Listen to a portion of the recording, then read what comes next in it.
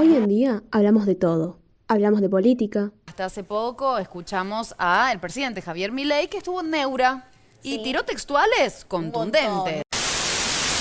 hablamos de economía, 1.380 pesos. En este momento el dólar oficial es el dato más alto desde la salida del cepo, allá por... hablamos hasta de chismes. Wanda Nara explotó cuando se enteró que Marley, junto con la producción de Por el Mundo, había grabado en Estambul una nota con Mauro Icardi.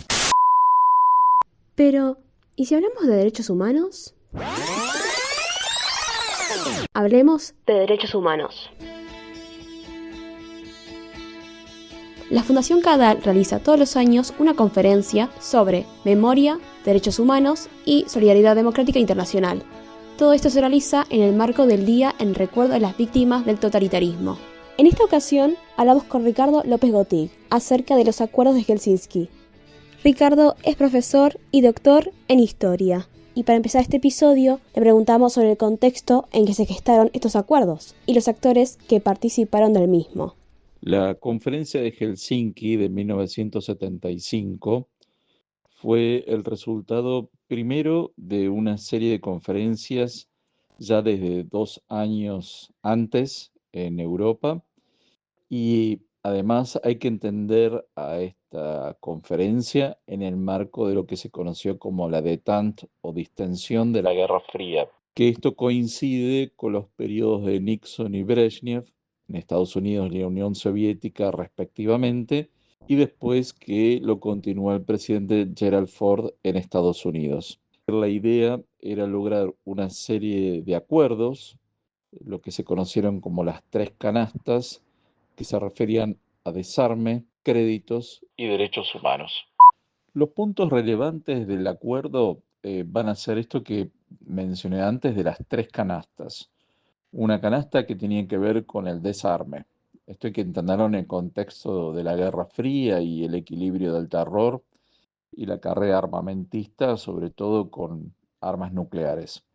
Y también un gran despliegue de armas convencionales y de ejércitos, tanto el ejército rojo como el de Estados Unidos en el pleno continente europeo. Por otro lado, eh, sí va a tener un impacto muy fuerte, sobre todo en Hungría, ¿no? Todo lo que era la política muy generosa de créditos desde Occidente para permitir la modernización de los países de Europa Oriental, y que esto permitiera reducir la brecha tecnológica y material que había entre los dos bloques. La tercera canasta, que era la de los tratados de derechos humanos, que esto va a tener un gran impacto en la formación de agrupaciones disidentes de derechos humanos como Carta 77 en Checoslovaquia o Solidaridad en Polonia, además de los grupos Helsinki, que muchos de ellos se formaron en la propia Unión Soviética. En lo inmediato, lo que buscaban los dos bloques de poder era básicamente lo que se refería a desarme, y por parte de Europa Oriental, más precisamente, una política de créditos provenientes de Occidente. Lo más a largo plazo fue la cuestión de los derechos humanos. Tanto la Unión Soviética como los países del Pacto de Varsovia adhirieron a varios tratados de derechos humanos internacionales que hasta ese momento no habían rubricado.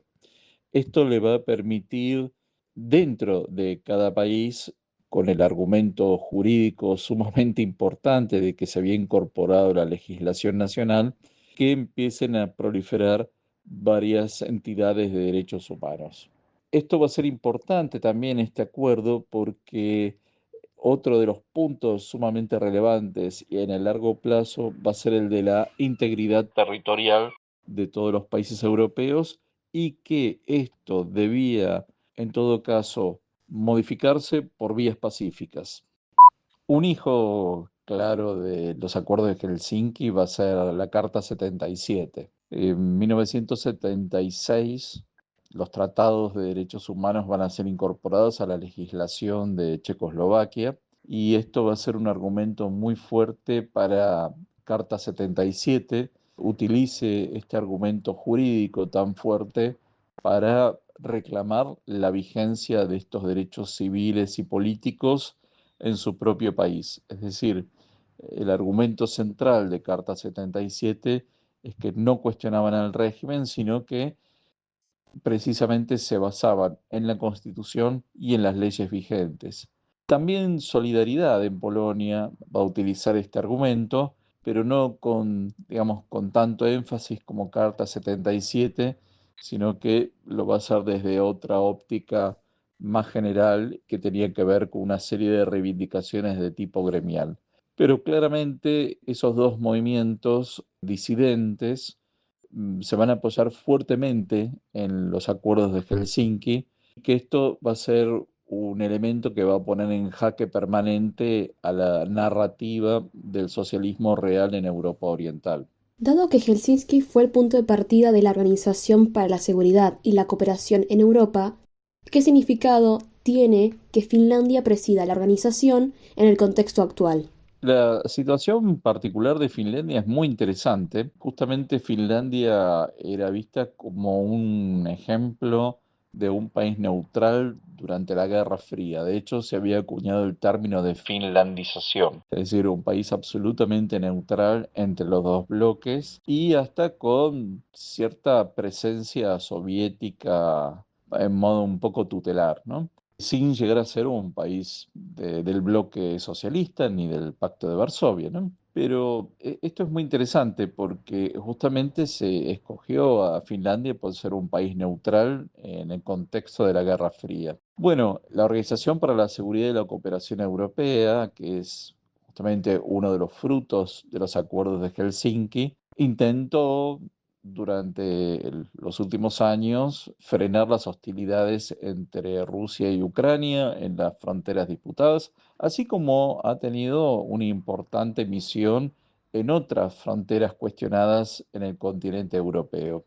Lo cierto es que hoy cobra una gran relevancia el hecho de que Finlandia sea la presidencia, porque hay que tener en cuenta que Finlandia ha tenido un giro político enorme debido a la guerra de Ucrania, en la que junto a Suecia han optado por ingresar a la Organización del Tratado Atlántico Norte. Es decir, lo que antes se veía como la finlandización de un esquema de un país totalmente neutral, pareciera ser que la finlandización significa otra cosa absolutamente distinta y que, bueno, claramente marca un cambio significativo de los tiempos.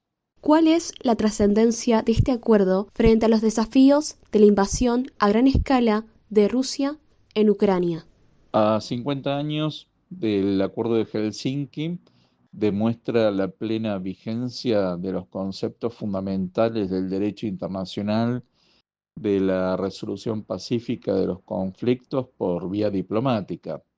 Lamentablemente hay actores que no creen en estos principios fundamentales, que son los que posibilitan la paz en el continente europeo e inclusive con trascendencia internacional, pero lo cierto es que siguen siendo sumamente importantes, con lo cual los compromisos asumidos en Helsinki, la misión de la Organización para la Seguridad y la Cooperación Europea, no por eso se han convertido en letra muerta, sino que sigue siendo un legado fundamental que hay que recuperar y fortalecer para que se puedan detener las violaciones a los derechos humanos y que los estados se respeten su integridad territorial.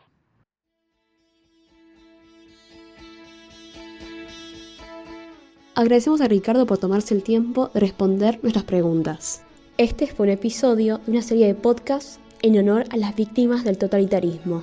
Nos vemos la próxima.